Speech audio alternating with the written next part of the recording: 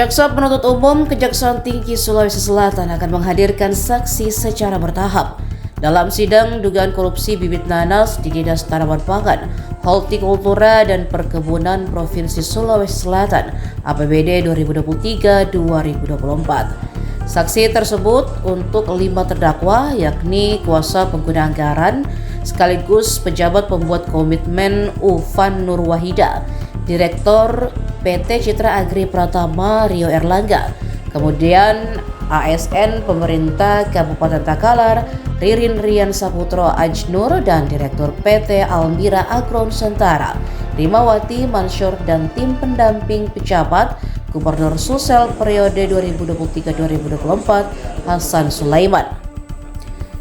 Jaksa Kejati Sulsel Muhammad Yusuf mengungkap ada sekira 124 saksi tercantum dalam berkas perkara. Namun ia belum memastikan semua saksi tersebut didatangkan.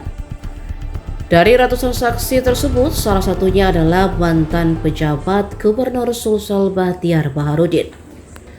Bahtiar sempat ditetapkan tersangka dugaan korupsi, namun pria kelahiran Bone itu menggugat status tersangkanya melalui sidang pra-peradilan. Hasilnya Bahtiar memenangkan gugatan sidang pra-peradilan. Status tersangka yang menjeratnya dinyatakan tidak sah secara hukum.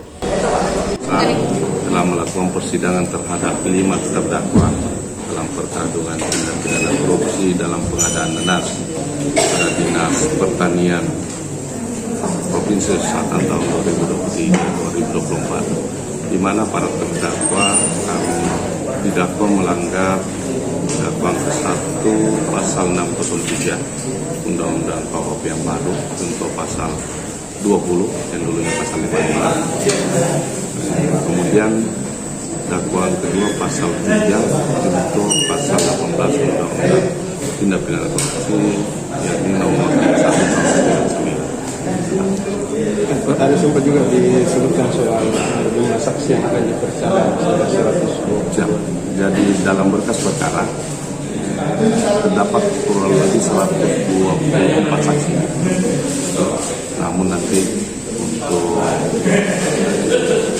berapa jumlah saksi akan kita hadirkan nanti kita lihat perkembangan sidang. Termasuk berarti saksi salah satu tersangka yang sempat jadi tersangka kemudian dinyatakan siapa maksudnya siapa? Ya, termasuk beliau tidak akan hadirkan.